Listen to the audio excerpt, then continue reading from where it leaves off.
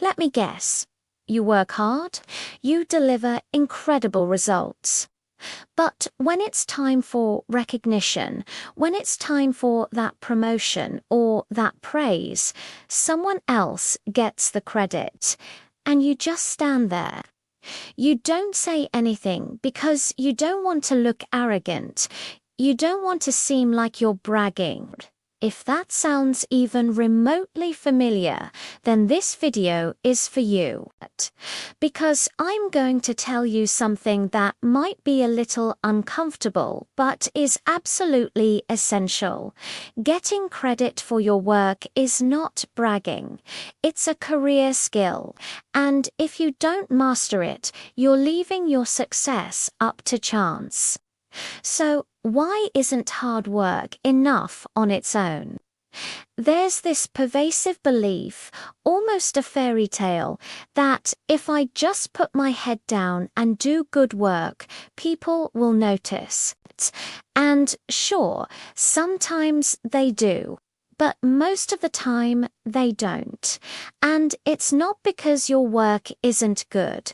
It's not because your manager is a bad person. It's because visibility is part of the job. Think about it. Your managers are juggling a dozen priorities. Your teammates are buried in their own tasks. The entire company is moving at lightning speed. If you stay silent about your contributions, your impact simply disappears into the noise. It fades away. And here's the kicker. Silence doesn't always come across as humility. To a busy manager, it can easily look like a lack of confidence or even a lack of engagement. It's not fair, but it's reality. If you want your work to be valued, you have to make it visible. Let's be honest with ourselves for a minute. Why do we avoid taking credit? Why is it so uncomfortable to talk about our accomplishments? For most of us, it boils down to a few core fears. First, we don't want to seem ego-driven or like a total narcissist. Nobody wants to be that asterisk person in the meeting. Second, we're afraid of being judged. What if people think I'm exaggerating? What if they don't think my contribution was that big of a deal? And third, many of us were taught from a very young age that self-promotion is bad.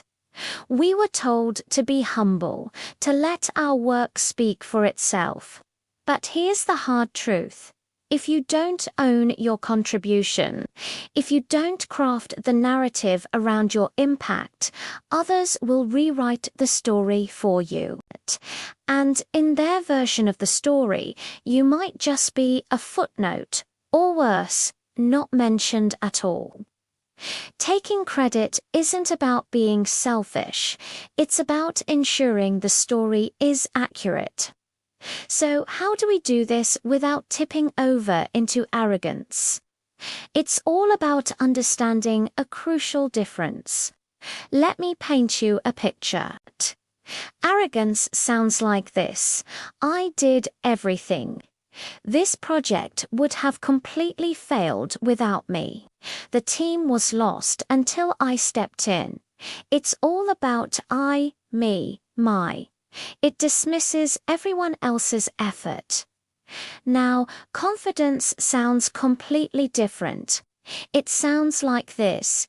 Here's the specific part one worked on, and here's the direct result it created for the team and the business. Do you see the difference? It's subtle but powerful. Arrogance centers the ego. It's about making yourself look bigger. Confidence centers the impact. It's about connecting your actions to a valuable outcome. Your goal is not to talk about how great you are. Your goal is to talk about the value you created. That's a game changer. Okay, let's get practical. How do you actually get credit the right way, day in and day out? I've got 4 simple, actionable strategies for you. First, use the we plus I method. This is my absolute favorite. Always start with the team, then gently clarify your specific role. For example, instead of saying I did this, try the team did an amazing job on this project launch. My specific focus was on improving the onboarding flow, and I'm happy to share that we reduced new user drop-off by 20%. It's collaborative, it's clear, and it's incredibly professional. You give credit to the team while still highlighting your unique contribution. Second, share updates before the results are forgotten. Don't wait 3 or 6 months for your performance review to bring up all your wins. By then, everyone's forgotten the details. Get into the habit of sending short, casual updates in your team chat or in an email. Something simple like, quick update, everyone. I just finished analyzing the Q2 customer feedback, which helped us identify the top 3 feature requests for the next sprint. This keeps your work consistently visible without you having to stand on a chair and shout about it. It's a quiet, steady drumbeat of competence. Third, and this is a big one, speak in outcomes, not effort. Honestly, nobody cares how many late nights you pulled or how hard you worked on something. That's harsh, but it's true. They care about the results. So instead of saying, I spent weeks and weeks building this new dashboard, reframe it. Say, this new dashboard I built now saves the marketing team 10 hours of manual reporting each week. Results speak for you, and they speak a language that everyone in the business understands. Value.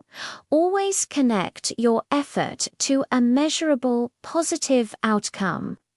And finally, my 4th tip is to ask smart questions in meetings. This is a subtle way to demonstrate ownership and expertise. For example, after you've presented your part of a project, you can ask something like, "That was a high-level overview. Would it be helpful if I expanded on the specific approach I used to get those results for the user testing part?" You're not bragging. You're not forcing your accomplishments on anyone. You're simply offering more context and inviting them to learn more. It positions you as a helpful expert, not an attention seeker.